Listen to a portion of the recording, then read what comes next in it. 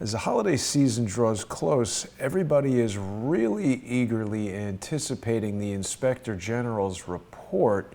Larry, everybody knows that you have been a holdout supporter of the Attorney General. How are you today? I'm hanging in, buddy, hanging in. You sound strong, but it's important for people who watch us each week to remember that Larry needs our support, and it only comes from the sponsorship of viewers. People can visit Larry's webpage, nicholslive.com. I want to compliment you, Larry. Beautiful upgrade to nicholslive.com. It now features a handsome graphic of the basically tattered U.S. Constitution, and people can click on the donate tab and they can find all of Larry's sponsorship links in there. Easiest way is to go to paypal.com, and using Larry's PayPal address, nicholslive@aol.com, you can send Larry some money. You can also stick a few dollars in an envelope and mail it. Cash only, please, Larry requests. Mail him there in Conway, Arkansas. If none of these things are satisfactory, Larry provides a phone number. You can contact Mary Ellen. But it is important that Larry has our support. He's joining me every week, and even if you're only entertained by Larry, if you're watching, get over to nicholslive.com, show Larry a little love, help him with his medical needs, his day-to-day needs. This is what Larry is doing to earn a living. So Larry, what have you got for us today? Lots of interesting things happening. Well, yeah, there's it appears, I fear, to many people that there's a break in the action. Of course, it's the holiday, Thanksgiving holiday. So a lot of activity in Washington has slowed down, but there's much going on. And I guess one case of interest, I've just finished a call dealing with Barr's investigation into the Epstein death. Right. Now, he scared a lot of people this past weekend when he, in some speech he was making, made a statement that it was a perfect storm of screw-ups, is what it looked like. Folks, let me tell you, Attorney General Barr is bound by the law. He's not doing like Holder. He's not doing like Comey or Lynch or any of these other people. He is bound by the law. So what he has to do is be very straightforward and not bend anything, not put a spin on it. Right. So at this point in the investigation, what he must say, based off what is laying in front of him, very important that you understand, based off what's laying in front of him as of this moment or when he made that speech, that it looks like the perfect storm of screw-ups. Now, I do know that they have viewed some 8 hours from a camera. This was not a camera inside the cell. This was a camera that could see the entrance of the cell that he was in. And for 8 hours, they viewed every minute of it. No one entered that cell. No one came or left. There was no traffic in front of that cell. They are sending that video, Jason, to forensics to check the date stamp on it, time stamp on it. Right. To authenticate that video. Mm-hmm. But now that video has been entered into the court record. So if it stands scrutiny, that's going to be significant, guys. It's going to be significant. Hey, Larry, when you mention the court record, are you talking about in this case of the guards who are now on trial? Yes. Exactly what I mean. Right. That was interesting, Larry, because that was really the public's first indication that there was any kind of ongoing investigation. And, there's always this feeling that when we don't hear about things, obviously the Justice Department is more concerned with doing what they're doing than necessarily giving us all the information. But this was quite interesting. The MCC prison guard just 5 days ago said she's willing to dish on the Epstein death and cooperate with the Inspector General probe. So that's talking about an Inspector General probe. That's going to be separate from her criminal trial where she's being charged with conspiracy with the other guard. It's an interesting case. Yes, it is. And at this point, those two guards are either in great danger or in a position to solve the whole case. It's a tough place they're in. Yeah. If it was, as the Attorney General at that moment perceived, if it was just a perfect storm of screw-ups, then they've got legal issues and legal problems. And their defense attorney is claiming that they're scapegoats, that they're the lowest things on the totem pole. And if you're going to penalize somebody, penalize the prison system for putting them in such a weak position where they're overworked and exhausted, and, they shouldn't have been there, and so it's no wonder they were asleep at the wheel, whatever. That's their defense. Right. But that woman put a whole different slant to it when she somewhat indicated that she would help with the investigation, and it's got everybody baffled. Does she mean she knows something about the death other than what we all know? I mean, what is she talking about? What is she talking about giving up? Well, it sounds like she might be getting a vacation in Arkansas based on the past record. Well, I will say this. If he was assassinated, and these guards were in the least way just paid to step aside or do whatever, I wouldn't want to be them, because they are going to be most likely suffering from Arkancides. It's interesting. Larry, I mean, again, I think a lot of people who watch our show are very skeptical of William Barr, given his background. And when a comment like this comes out, that it's a perfect storm of screw-ups, it sounds, at least preliminarily, like he's making excuses for people like the New York City medical examiner who did not follow procedure. I mean, you'd think after the guy is dead, you'd say, oh, whoa, let's put on the brakes here. There have been a lot of screw-ups that led to his death. Let's make sure this autopsy happens by the book. We need photos of the body. We need a DNA test. I've learned since my conversation with Dr. Michael Baden, during which he revealed that he was unaware of any DNA test, and that a DNA test on a dead body is not necessarily standard procedure, that normally a family member is just identifying the body. Since then, it's come out in a separate broadcast that there were people who were autopsied in the Las Vegas shooting who did get DNA tested. So that's very strange. We've heard basically the people who were killed in Las Vegas were just random victims. Why would they DNA test one of them, but not DNA test somebody as potentially important as Jeffrey Epstein? So a lot of weird things surrounding this. Yeah, now I might add something that your audience may not know, but Attorney General Barr has an independent investigator looking into the inconsistent practices of not only the medical examiner, but of everything post his death. That's not publicized. I don't think people know about it, but he is. He's very concerned. Were there process crimes committed? And if so, if it's negligent or if it's purposeful, whatever, I think I would not want to be that medical examiner. If she failed to do right in accordance with the law, I got a feeling she's in trouble. Because he has assigned somebody to that investigation specifically. Maybe I wasn't supposed to put that out, but I don't know that that should be deemed a secret, should it? I don't think so. And certainly if she's done something inappropriate, I mean, she should be removed as the medical examiner of New York City.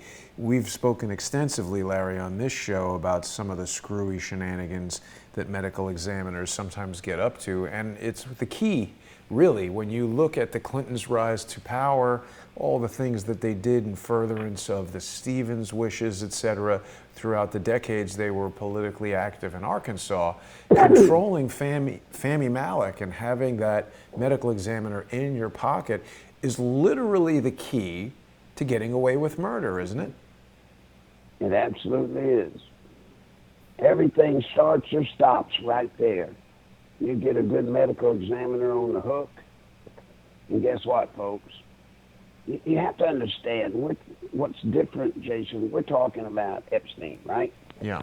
High-profile case.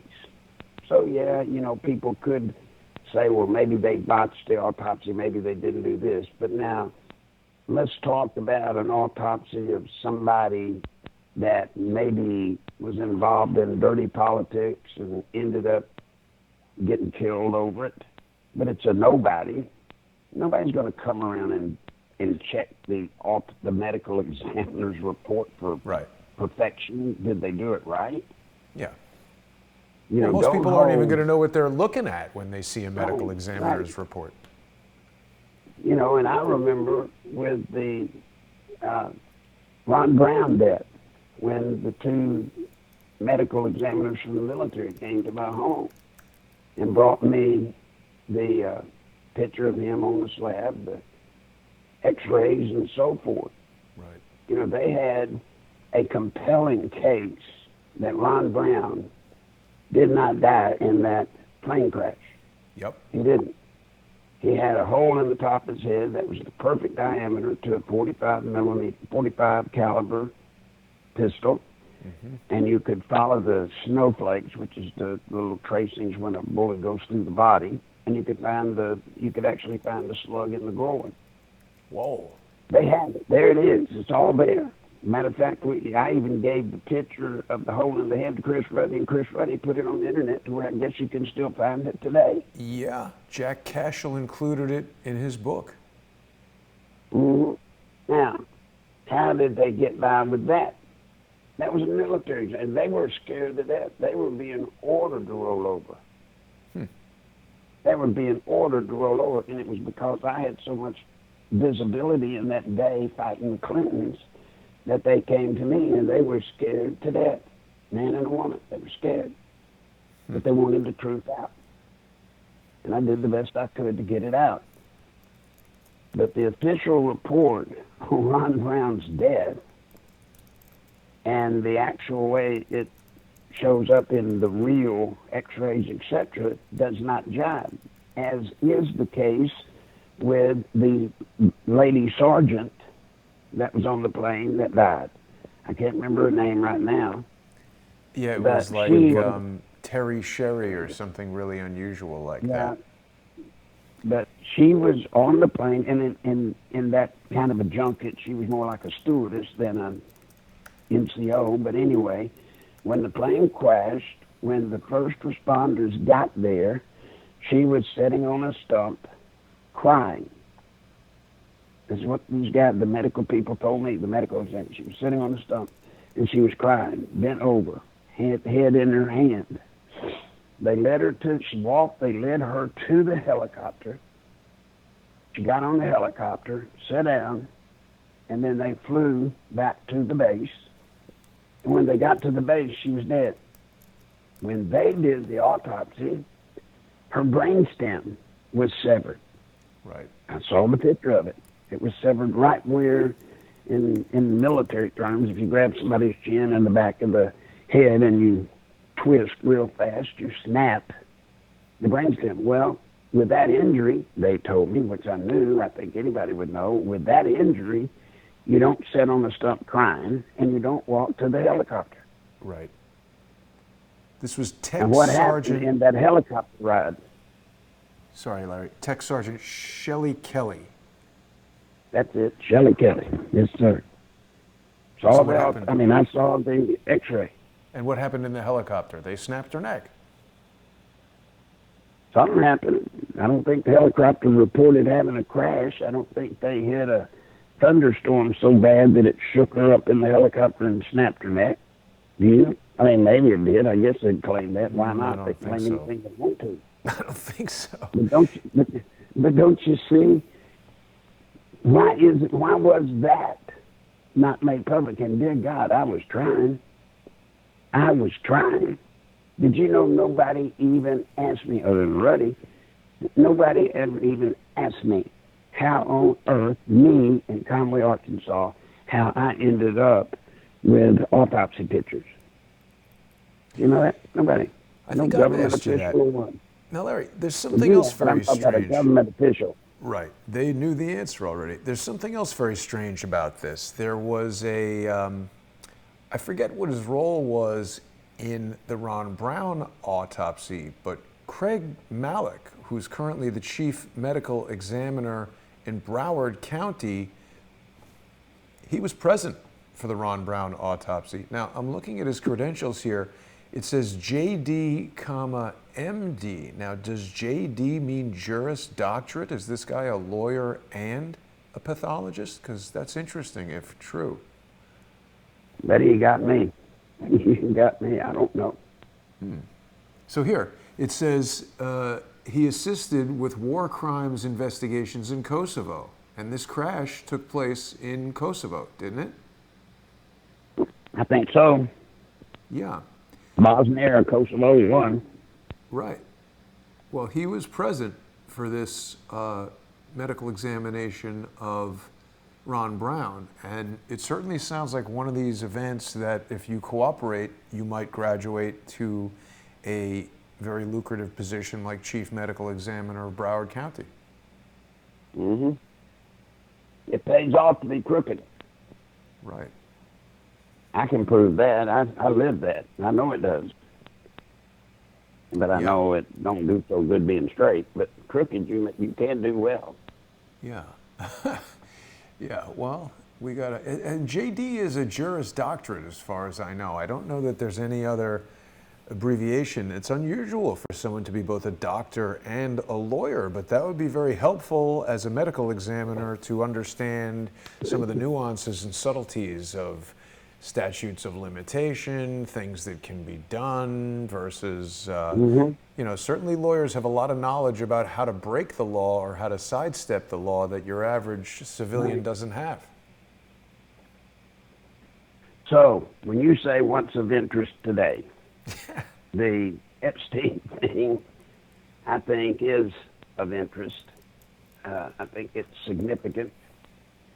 And it will come to pass. I cannot say at this moment in time that anybody's going to find out. Well, let me address one other thing. To the people that because of his statement, you know, perfect storms, screw-ups, etc., have lost faith or still don't have faith in Barr, all I can tell you is wait until the 9th through the 11th. And I think you will feel better. You mean the release of the OIG report? Well, that plus some other stuff that's coming. Before we move off of this Dr. Malik, sorry to interrupt you, Larry, but before we move off of Dr. Malik, whose name is coincidentally very similar to the doctor in Arkansas, although it's spelled differently, I found this article here on something called Florida Bulldog, watchdog news you can sink your teeth into.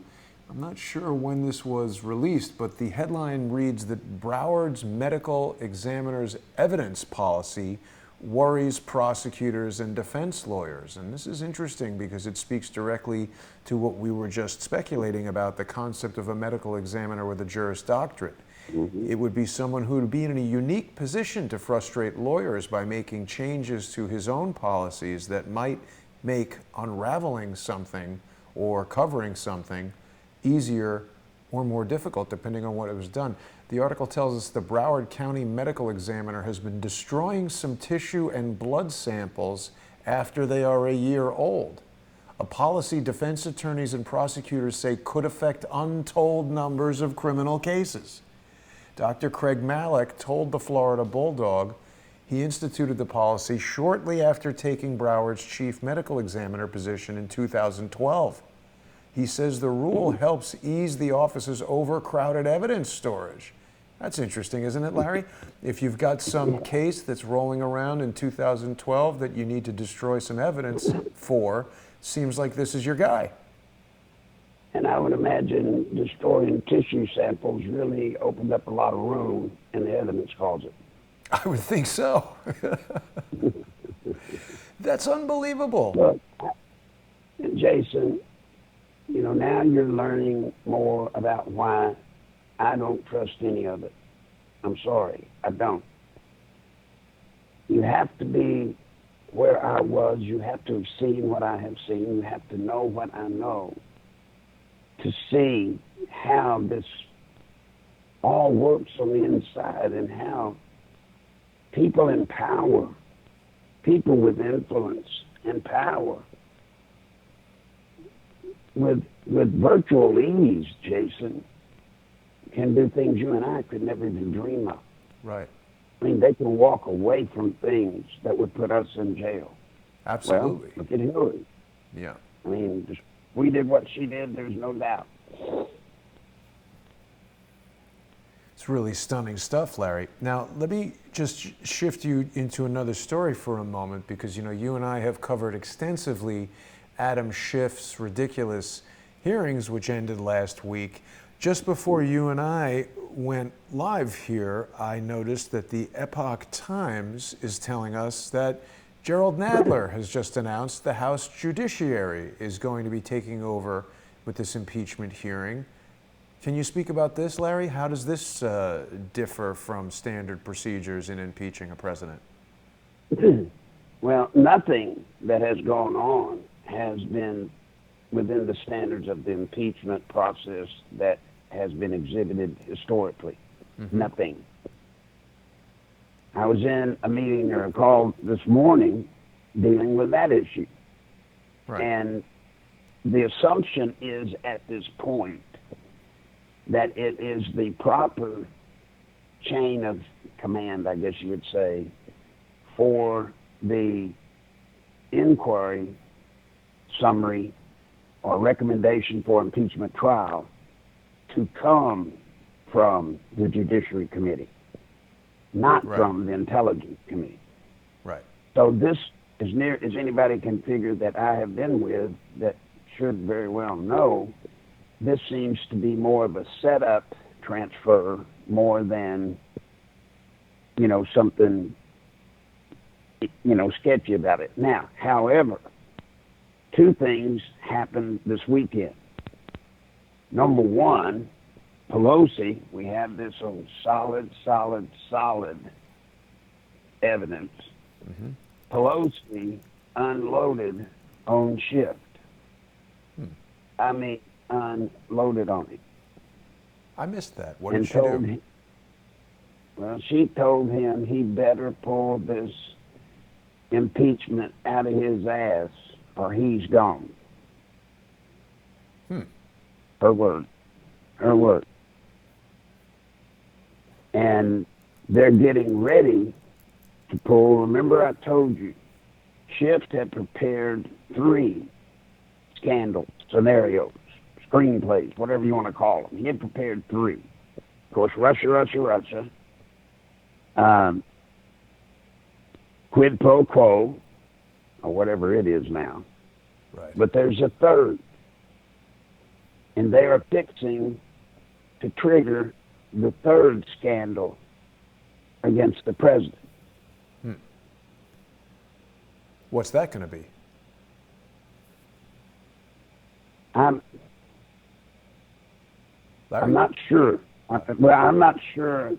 I'm not sure that I know enough that I could tell you and it be right. And I don't want to tell you if it's not. Okay, sure. But it's another variation. It's another variation. Well, it's another country. where something else is being alleged. Huh. And it has to do with the Middle East. I can go that far. Probably Saudi Arabia or Yemen. I can't say with certainty, so I can't say, but I can tell you it's once again designed. This time they're going to show him to be, as in their words, they're going to show him to be not only committing a crime against something, but that he is mentally unstable. This is what they were going to do. If you'll recall, a few months back, there was sort of a flurry, if you'll remember, of activity about the 25th Amendment. You remember that? Yes. Well, it's coming. They're not letting up, Larry. You know, this transfer from Adam Schiff to Gerald Nadler, I mean, it seems to me like that is being done to eliminate or sort of preempt any challenges that might be presented to Adam Schiff's process so far. We could basically anticipate that the president's lawyers are going to challenge the legitimacy of an impeachment process that begins in the Intelligence Committee rather than Judiciary Committee where it is supposed to begin. So they're sort of heading this off. I've said this so many times, Larry, and I don't mean for it to imply some sort of sense of self-importance, but I see nothing but parallels between the process that the president is being subjected to and the lawfare process that I am being subjected to. They're coming from the same playbook, and they're being played out by different operators. My point being, there are certain things that can happen in court and in the law where, let's take this impeachment process, for instance. We all know that it's not by the book, it can be challenged, etc. But the fact that it's underway, the challenge to it takes as much time, as much legal effort, and it is basically the same as a legal defense. So it's one of these things where if the president came out and challenged it, he wouldn't get that result right away, and the hearings would go on and have the effect that Schiff wants them to have before the president could do anything about it. Much like my situation, where these lawsuits are based on fraudulent claims and the whole thing is basically a fraud. But in the process of proving that, the people who are bringing the lawsuit against me are achieving what they want, using my time. You know, they wanted me to waste a lot of money hiring lawyers. I've got to send things all around, print things out. I had to buy a laser printer. Larry, can I tell you something interesting? In the 20-something years that I ran my 3D production company, I mean, of course, we printed things, but it wasn't really the type of company where we were writing and printing a lot of things. We were doing work and producing movies. I have used more paper in the past 2 years dealing with these lawsuits than I used in the entire 23 years of running 21st Century 3D. I know.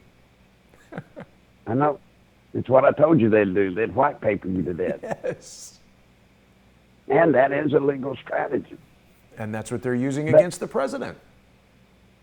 Yes. The problem Adam Schiff has, if they transfer this to Nadler, Schiff's promise of more hearings to come is over.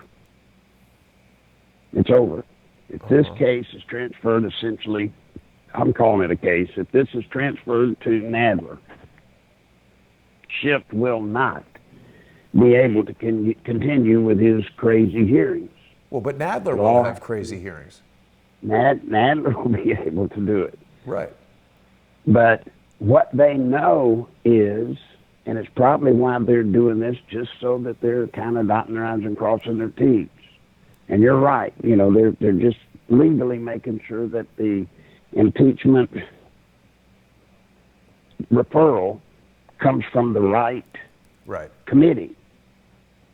They know Trump is absolutely adamant he wants the Senate trial. He and his attorneys are doing everything in their power to insist on it coming to the Senate. Right. and Schiff and Nadler, and that's what's got Pelosi all riled up. They're doing everything in their power to try to hone this thing down to where it does not do that.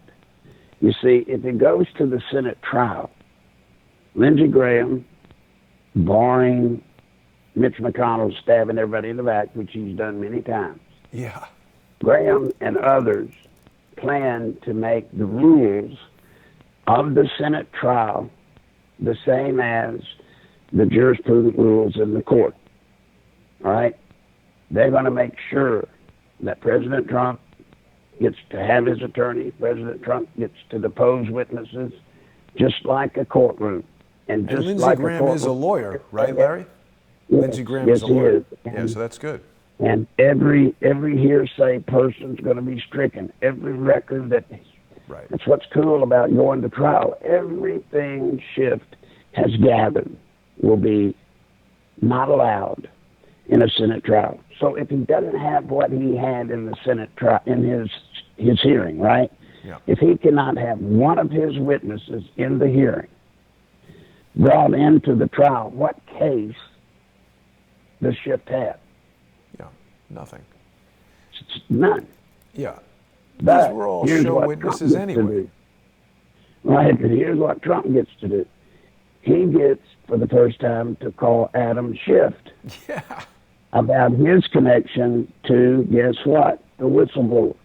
Mm-hmm. You see, there's still much to be uncovered, that the Democrats are thinking they're going to slip in, get their licks on Trump, move on to the next scandal, and walk away, kind of like they did with the Russia. Yeah. It's not going to happen this time. This time, let me give them some news. The administration is filing a lawsuit against CNN. They are filing a lawsuit for libel and slander, whichever one I can't remember, against CNN.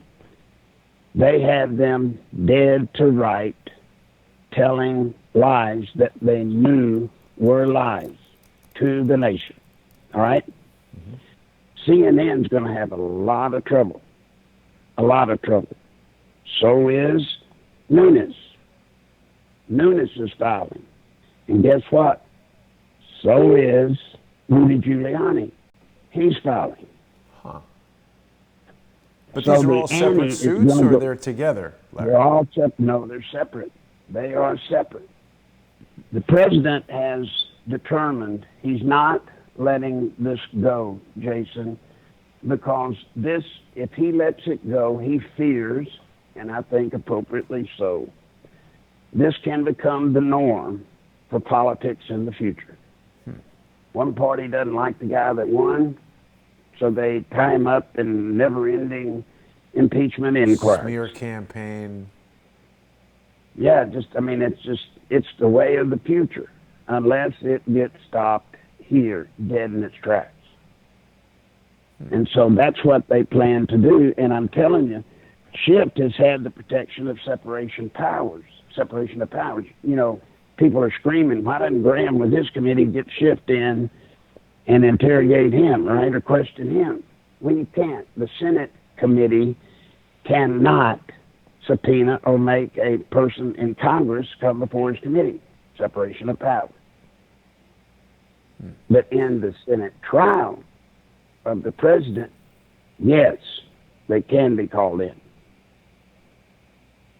Now, And they Larry, intend, maybe I'm giving something up that I shouldn't, they intend to bring Schiff in, and guess what? They intend to bring Pelosi in. wow.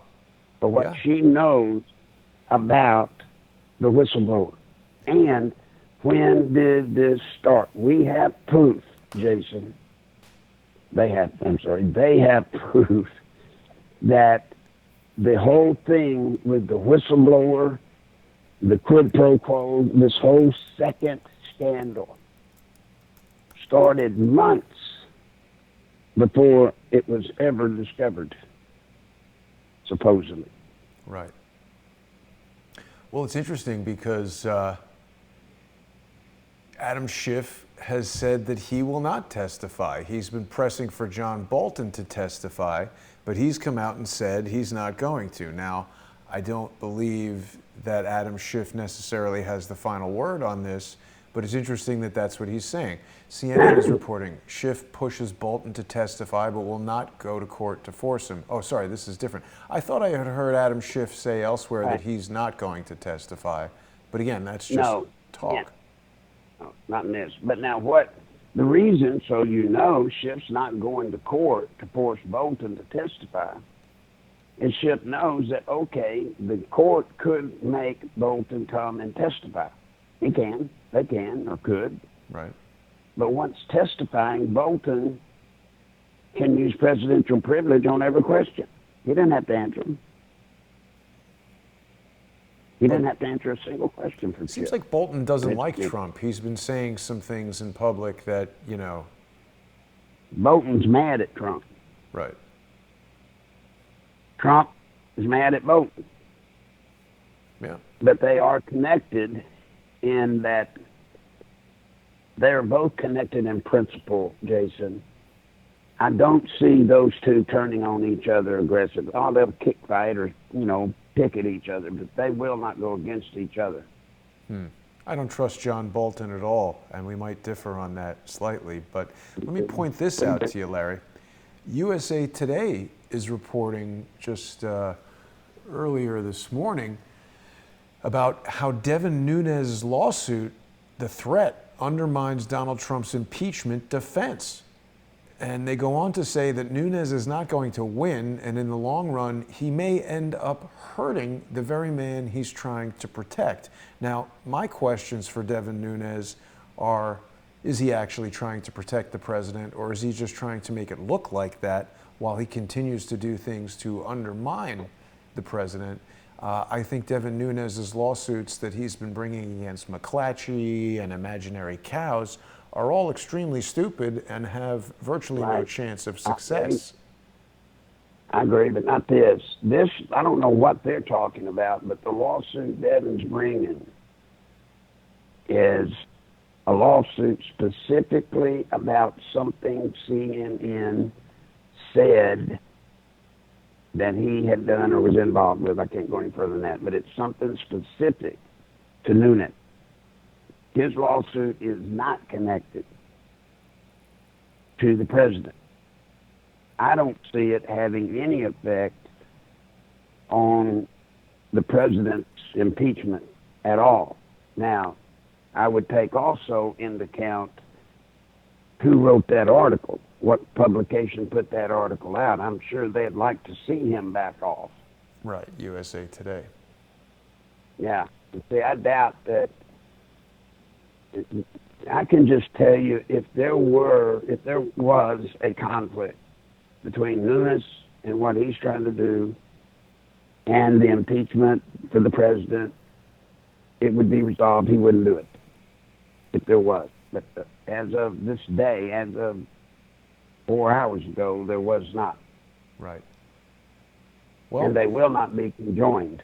Right. I mean, the only reason I raise it is because, Nunes has made these comments in the recent past with his lawsuit against Fusion GPS, proclaiming angrily that Glenn Simpson has smeared Bill Browder, and that's part of the reason for the lawsuit. But Bill Browder is not somebody that a true supporter of Donald Trump should be defending, and in fact, he's not somebody that a true supporter of America should be defending.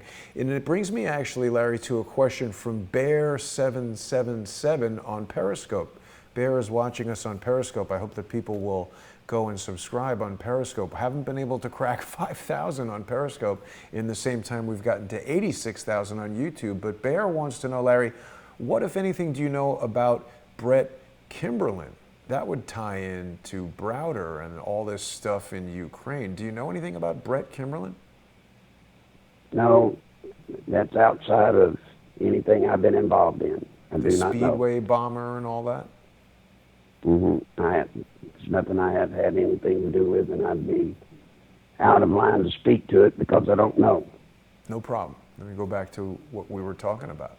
So Devin Nunes has these lawsuits. The Trump administration has lawsuits. Someone thinks that's a bot asking that question. I think it's a valid question. But sorry, Larry, I didn't mean to derail you from what you were telling us about Nunes and the lawsuit. Well, as you and I agree, Nunes has made a couple of serious mistakes with his other lawsuits. Probably the greatest being the legal team he's assembled to work with. Yeah. And I'm hoping, I did not ask it, but I will, I'm hoping that that same legal team's not involved in this.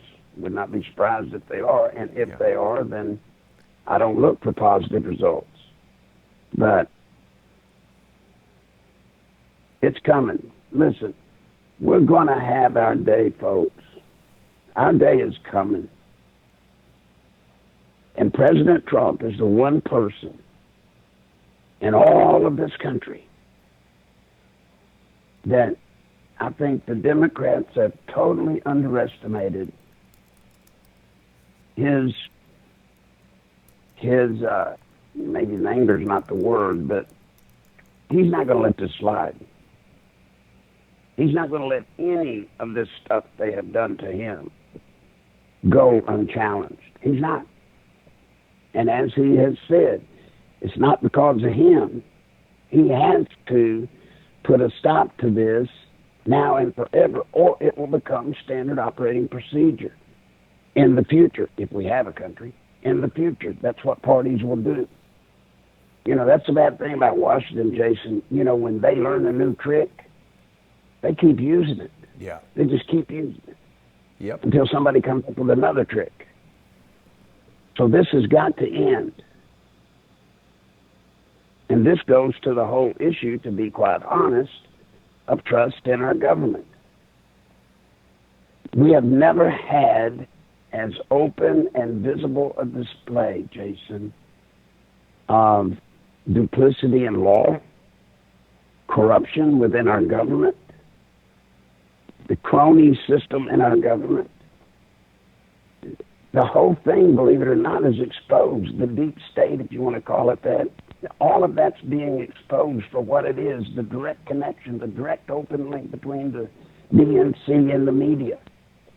It's never all been displayed in big neon signs like it has now. So, yeah, they're at a point where they can win. I'd agree to that.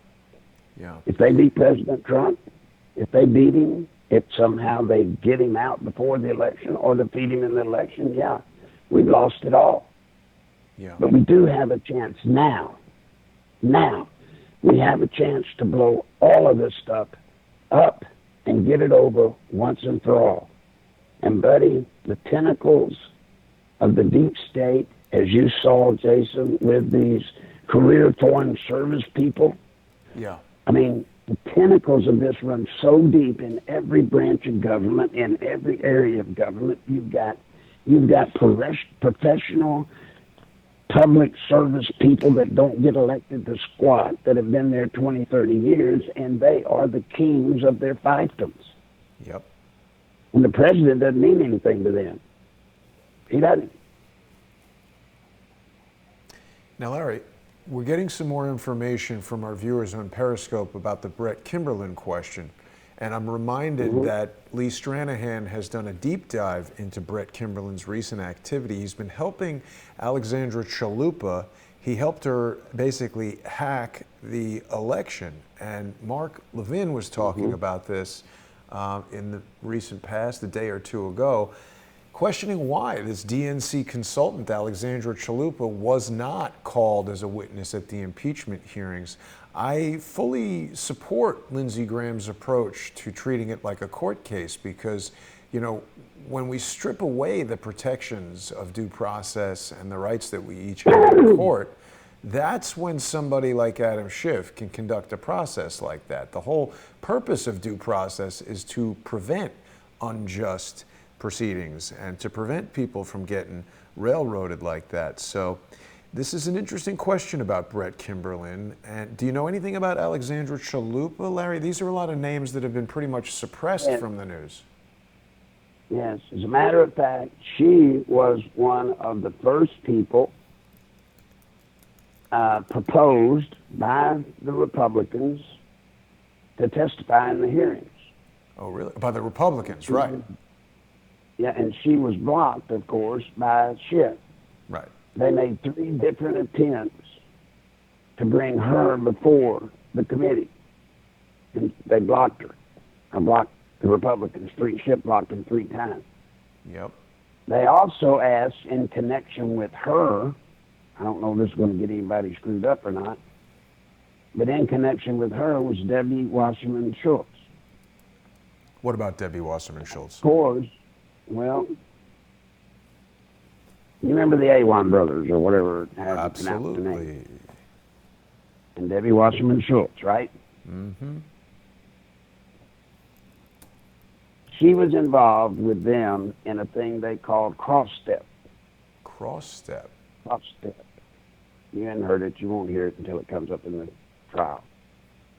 But that was this process by which they were given an open door to not only the DNC computer stuff, but to all the computer stuff that was rated secret and below. Mm-hmm. And I'm telling you, there's a lot to come out, buddy. A lot. Absolutely.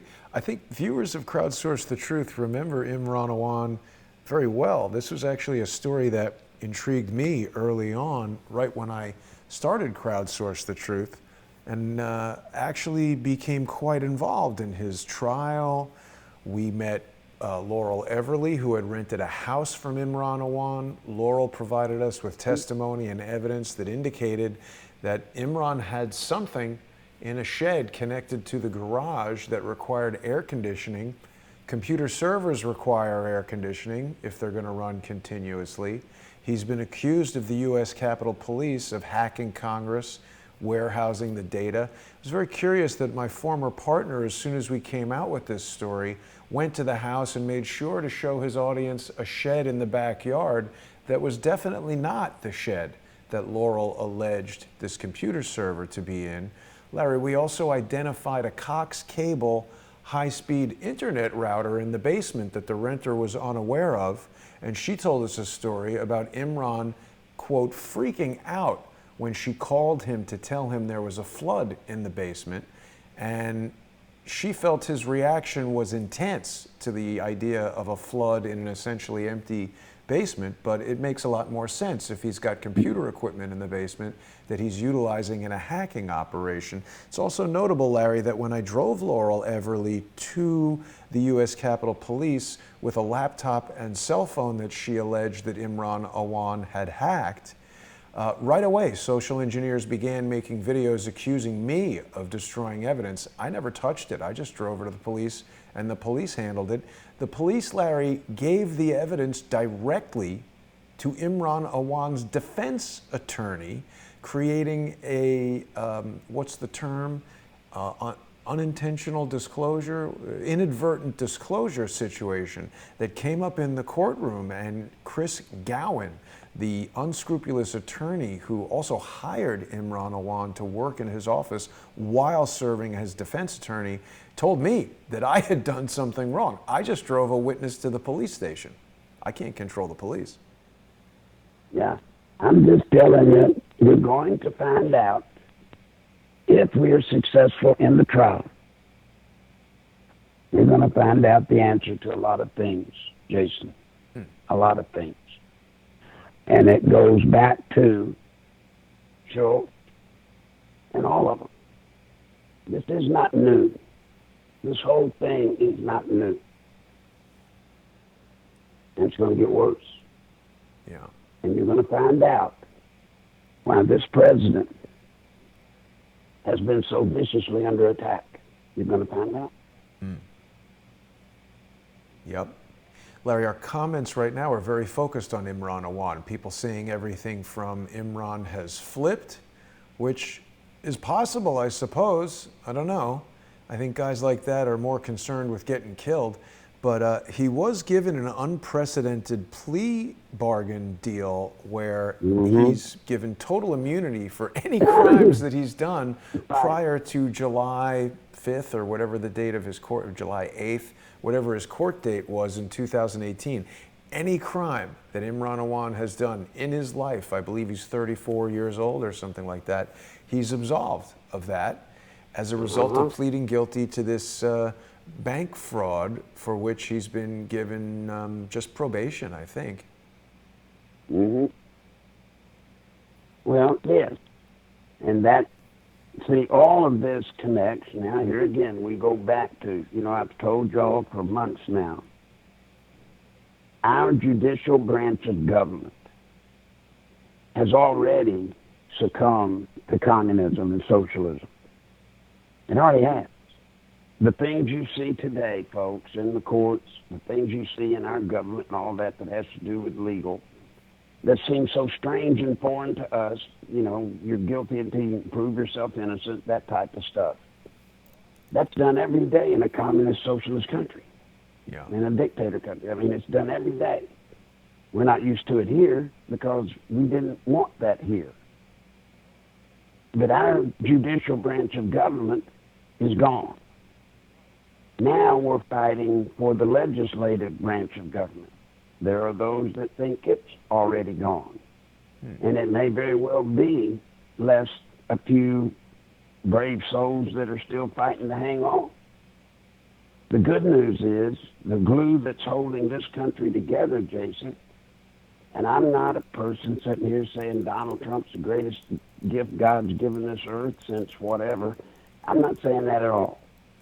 But for the times that we're in today, for what we need today, we couldn't have a better person in control of the executive branch. I agree. He's tough, and he doesn't give up, and he doesn't give in. And that's why we must do everything in our power come Election Day in November 2020 to make sure everybody gets out and votes. Everybody. Because you're going to vote this election season whether you want to or not. If you don't go vote, folks, and you're listening to this program right now, because I know if you're listening to this program, except for those that are trolls, if you're listening to this program and you don't vote, you did vote. You voted for whoever the Democrats want. Right. Yeah. It's exactly what you want. Yep.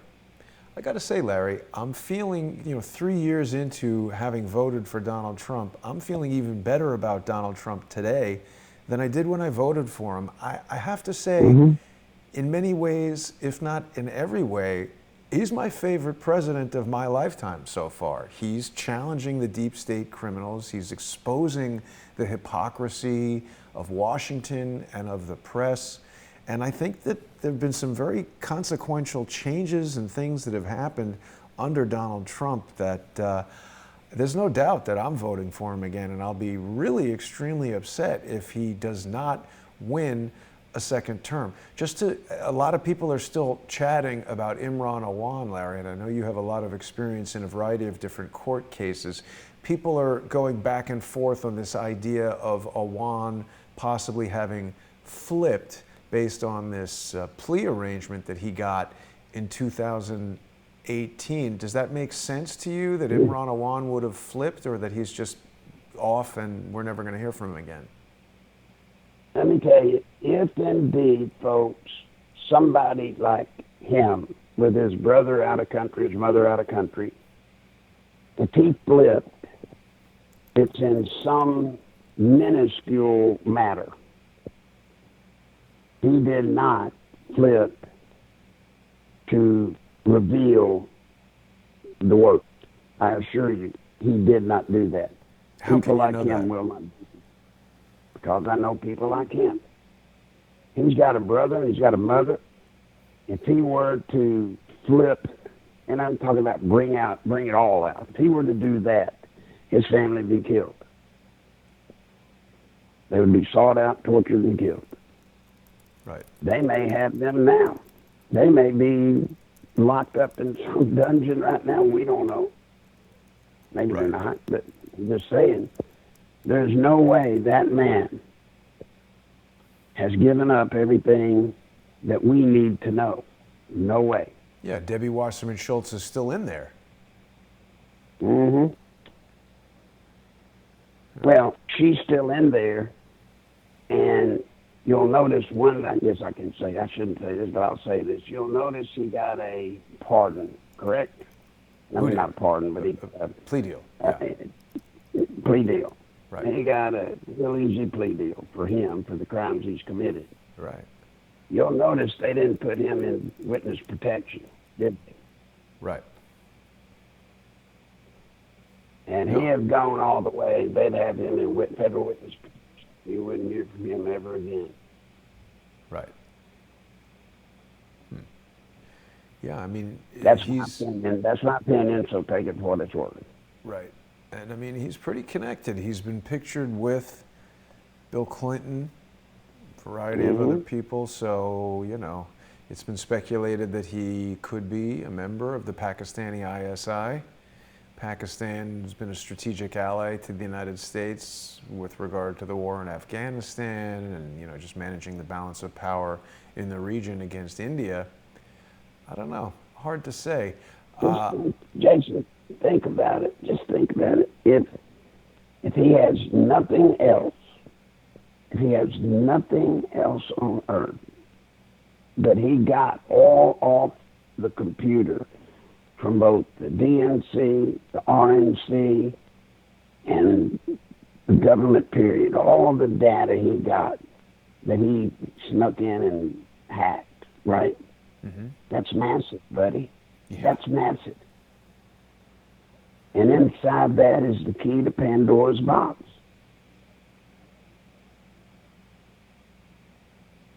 You talk about a man with leverage. He's got leverage. Yeah. Virgo raises the very good point, Larry, that they're transferring this to Gerald Nadler because Adam Schiff is almost definitely going to be called as a witness, and he would not be able to continue in his position as the chair. So it just seems like more maneuvering, really, to continue this lawfare attack against the president. I know that people are very interested in all of the different insights and the angles that you bring to our attention, Larry. We're almost out of time for this week's broadcast. Is there anything that you want to say before we close? Well, you know, I'd like to say today it'd be very special folks. I hate to do this. I hate to beg like a bum on the street. But if y'all could help today, it's very important. I need a little help.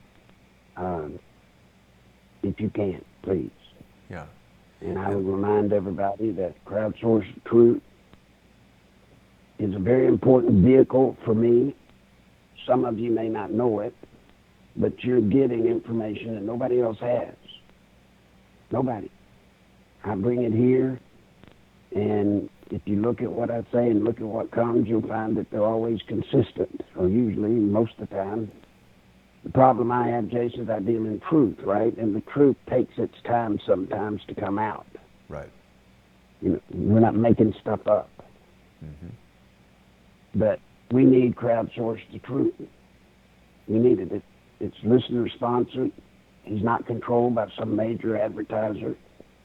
And that's where most of the people, most of the things you see, most of the big-time programs you see, they're so leveraged with their sponsors and advertisers, they can pull the plug on what they say at any time, and you'll never know it. Yeah. Never know it. Well, we've seen that recently with ABC News. They didn't want to release that information about Epstein. But just to add to what you're saying, Larry, you're not begging. You come on this show, you present people with information, with facts, with opinion. Even if people disagree, even if people think what you're saying is not correct, this is an analysis that you are doing based on decades of government experience, military experience, and you have your unique insights and point of view. And every week when we do the show, Larry, we've got almost 1,000 people watching us now.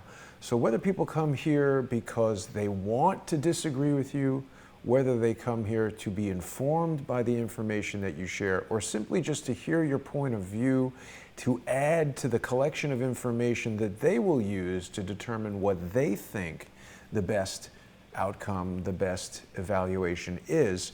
You are providing a valuable service. So anytime that you remind people to go to paypal.com and use your PayPal email address, nicholslive@aol.com, to send financial support your way, you are not begging, my friend. You are reminding people that we do not have corporate sponsors, we do not have corporate advertisers, and this type of material cannot be monetized outside of the process that we're advocating here, which is viewer-supported sponsorship. So I hope that people watching will go to PayPal and send Larry some money via nicholslive@aol.com.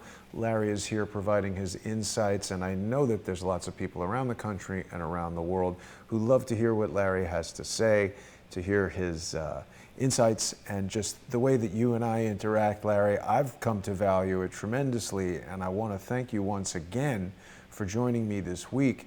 I hope, Larry, you'll have an excellent Thanksgiving with your family there in Arkansas, and we'll be back next Tuesday. And with that, Larry, I want to thank you and our audience and all the generous sponsors who have supported you in the past, and I hope we'll pick up some new ones. Let's see if even 5 people who have never visited paypal.com before or utilized Nichols Live at AOL to send Larry some money. Let's just get 5 people to do that today. We're before the holidays here. Larry could really use your help. And Larry, thanks so much for today's broadcast. You bet, and happy Thanksgiving to all. Absolutely. We'll see you next week, Larry. Thanks, everybody. Don't miss More Pain tonight at 8 p.m. on Patreon and Subscribestar. I'll see everybody there.